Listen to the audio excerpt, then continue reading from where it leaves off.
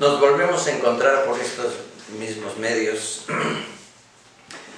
y hoy, continuando con la reflexión de hace 8 días del Evangelio de San Lucas, entrando ya al capítulo 6, nos invita a una reflexión todavía más a fondo de lo que nos presentaba hace 8 días, allá en el capítulo 5.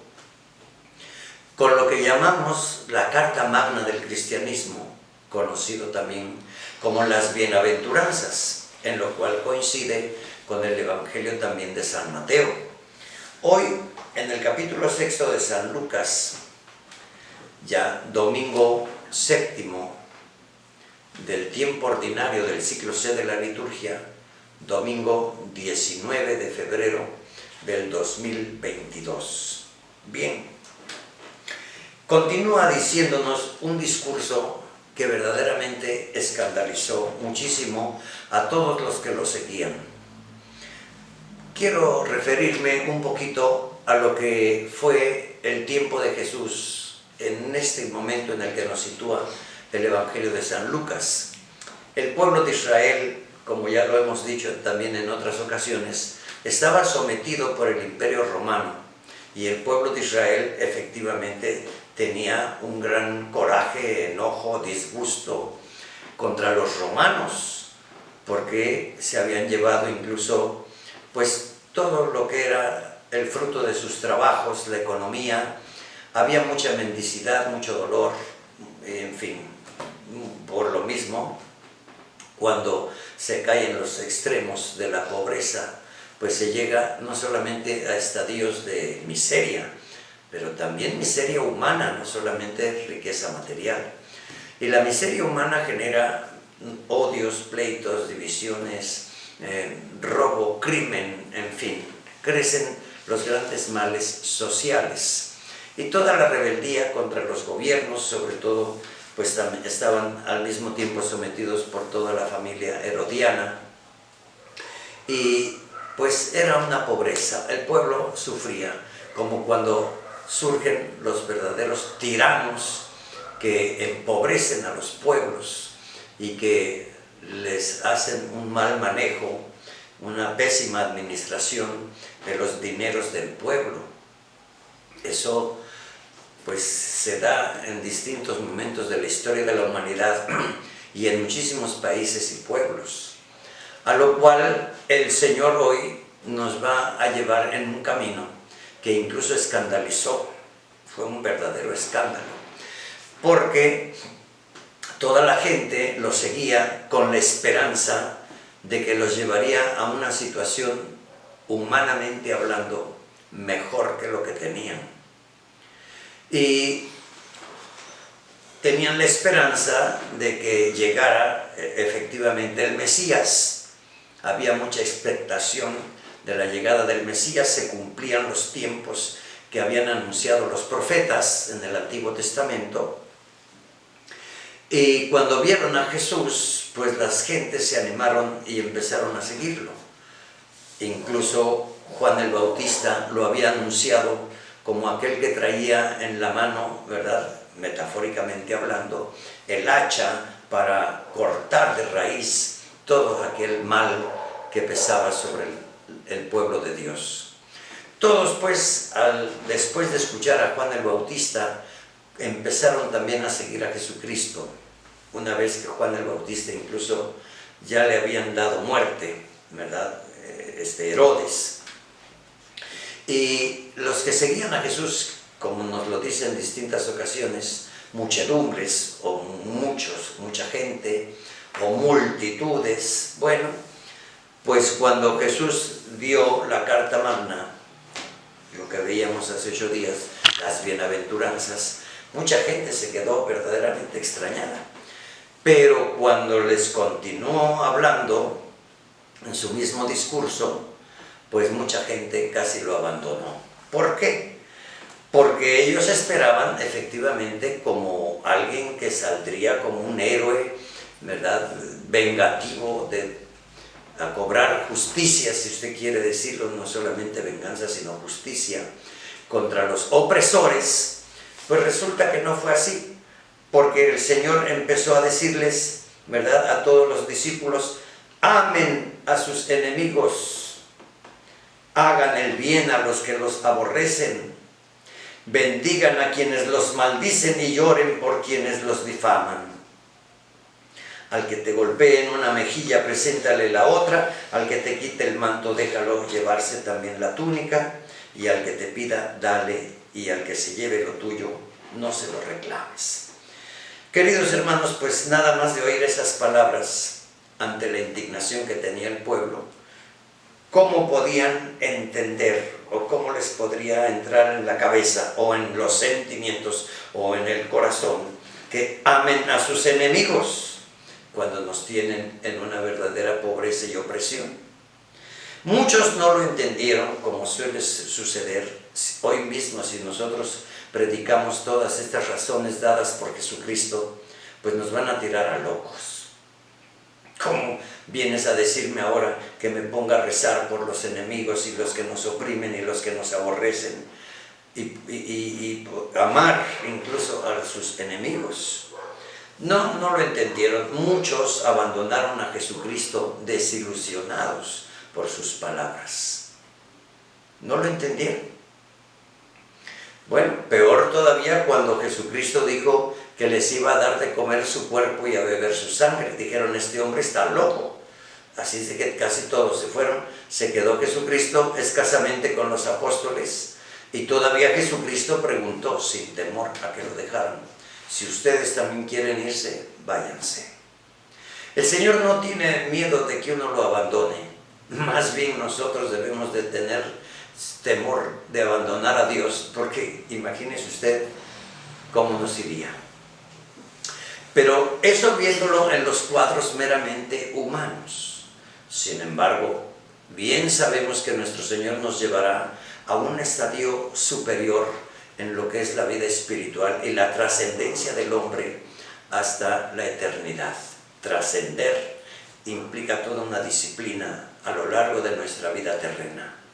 Si queremos verdaderamente alcanzar los niveles que Jesucristo nos ofrece, pues entonces tenemos que aplicarnos severamente, aún con disciplinas propias.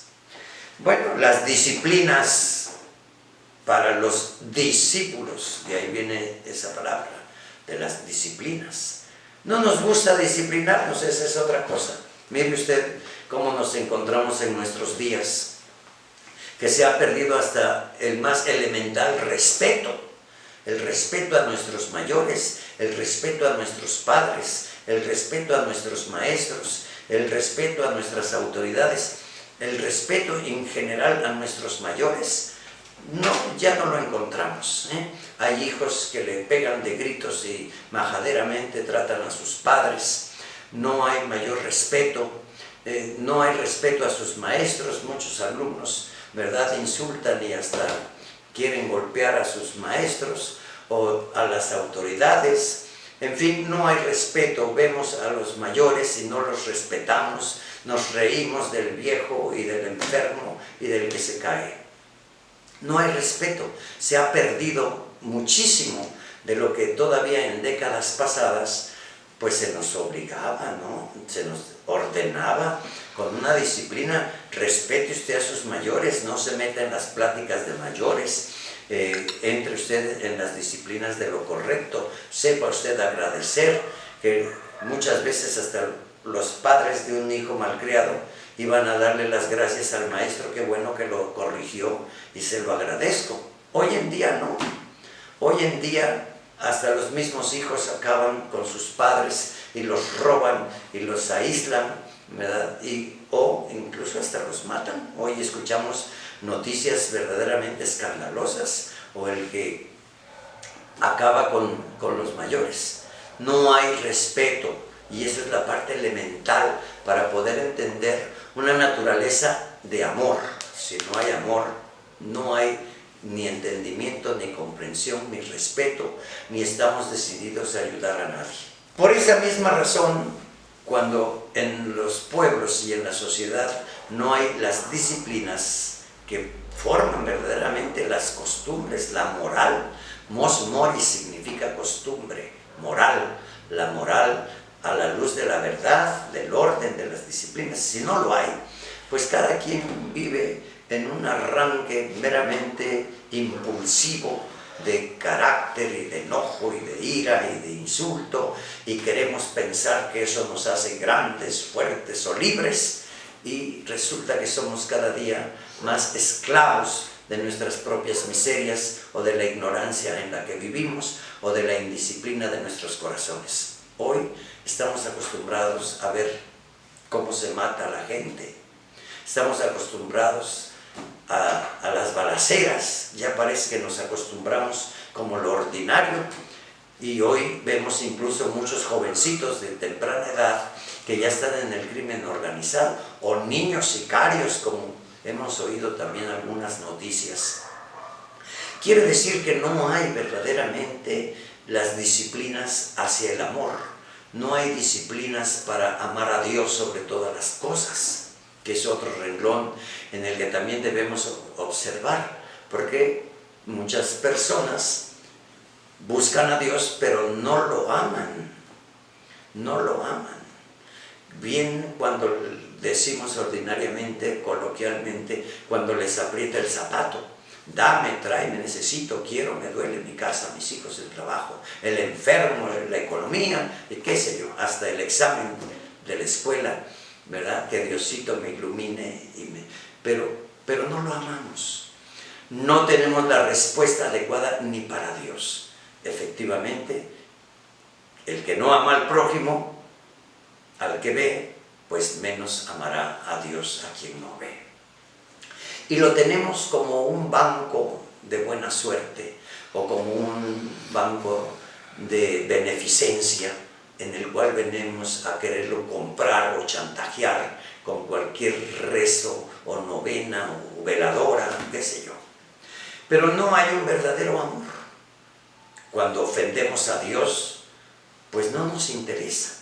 Mucha gente incluso se acerca, gracias a Dios, al confesionario, pero no porque haya ofendido a Dios.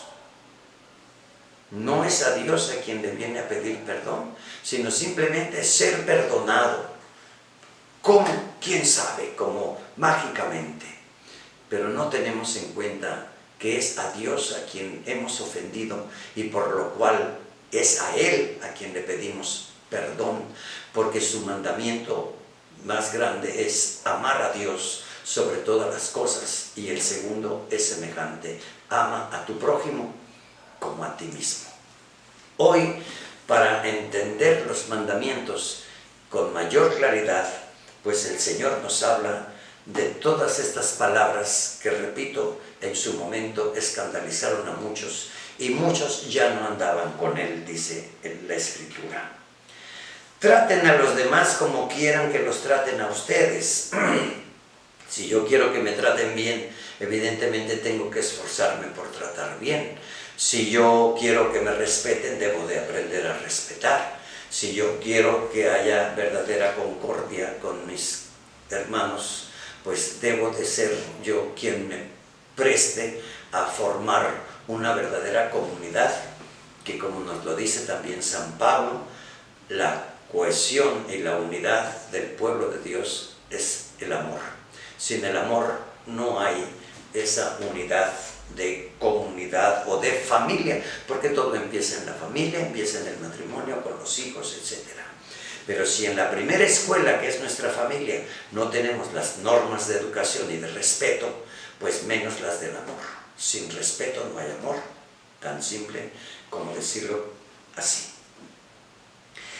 Y por otra parte, el Señor va como escudriñando, ¿no?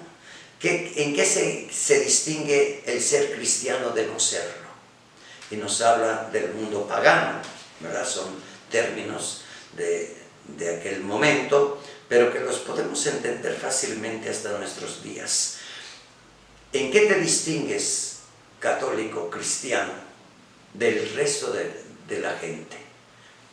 Y empieza el Señor a decir, ¿verdad? Si ustedes aman solo a los que los aman, pues ¿qué hacen de extraordinario? ¿En qué se distinguen?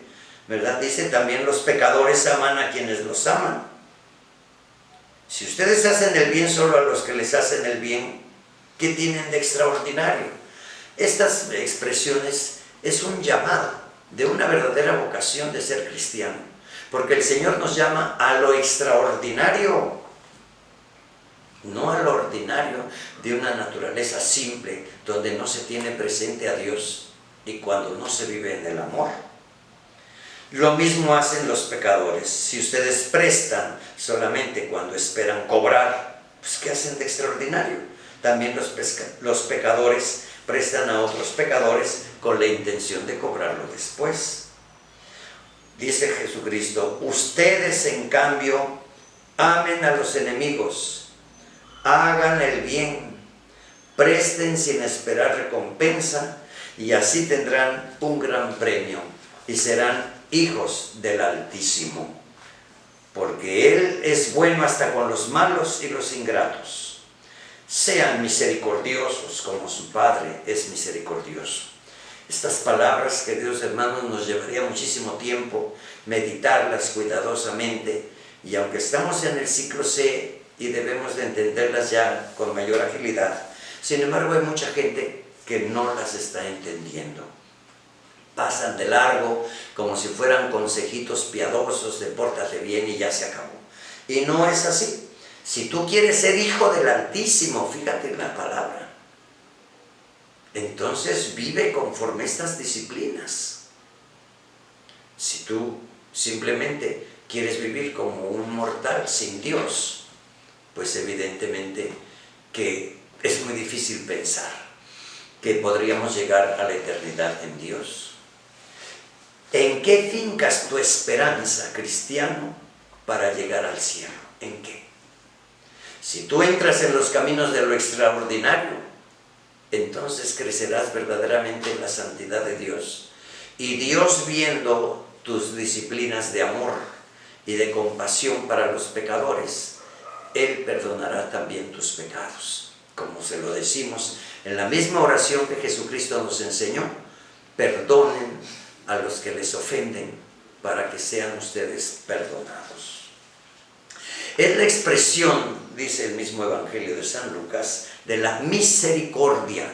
Sean misericordiosos como su Padre es misericordioso. Cuando usamos este término misericordioso o la misericordia, debemos de entender la composición de esta palabra sin meternos tal vez a las etimologías rigurosas, pero significa que el corazón de Dios ha bajado a la miseria humana, ha tomado la misma condición del hombre que muere, como Él mismo habrá de morir en la cruz. La miseria humana, bajar el corazón hasta la miseria humana, es juntarlos, miseria y corazón, misericordia. Y cuando se habla del corazón, se habla del amor, porque el Señor viene lleno de amor hasta la miseria humana para rescatar a los que hemos vivido bajo las sombras de muerte o condenables por nuestros propios pecados. Los que incluso podrían estar bajo la tiranía del demonio como verdaderos endemoniados, que, queridos hermanos, hoy desafortunadamente hay muchísima gente que cae en estas redes tramposas del enemigo, del padre de la mentira y del que es homicida desde el principio.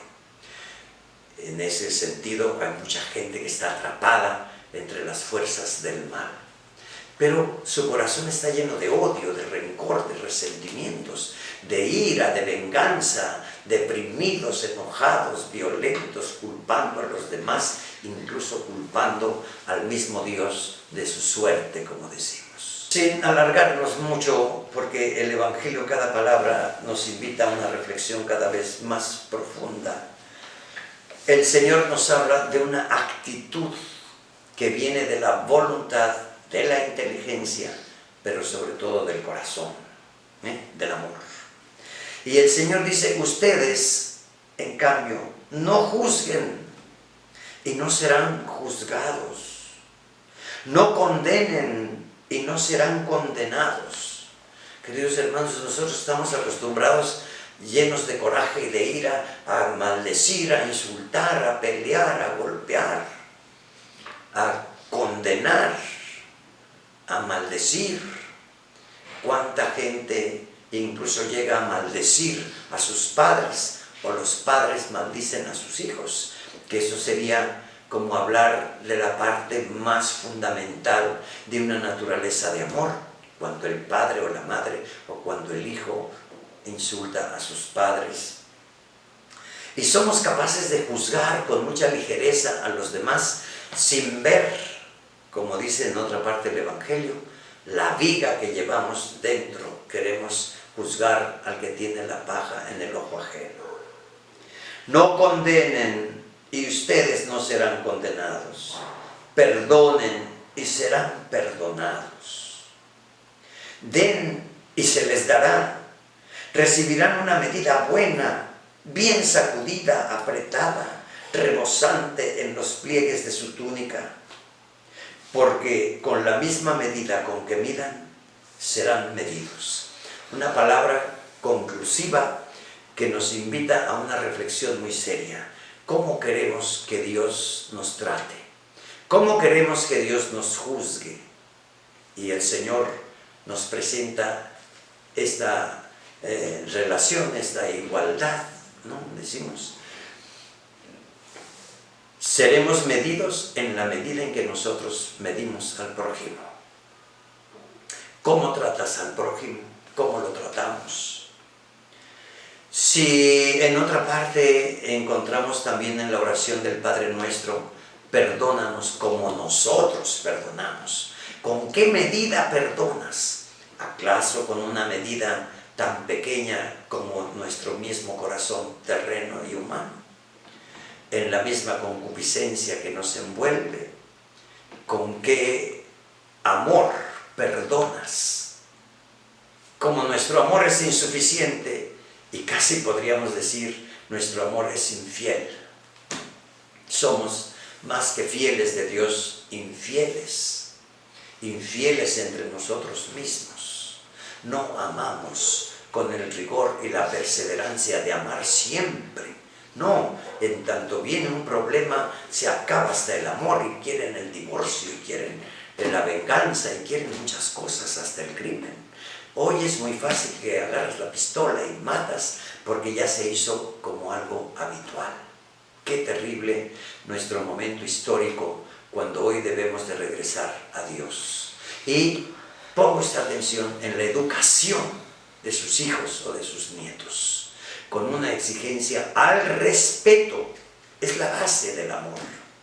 Y la nota más relevante del amor se llama servicio. El que no sirve, para nada sirve. El que no está dispuesto al servicio con amor, no vive la caridad perfecta. Y el que no sirve con amor, tal vez para algo sí sirve, para el infierno y no para otra cosa. Porque el que no crece en el amor a Dios y al prójimo, no podría entrar al cielo. Démonos prisa, no nos olvidemos, con la vara con que tú midas, ven Espíritu Santo.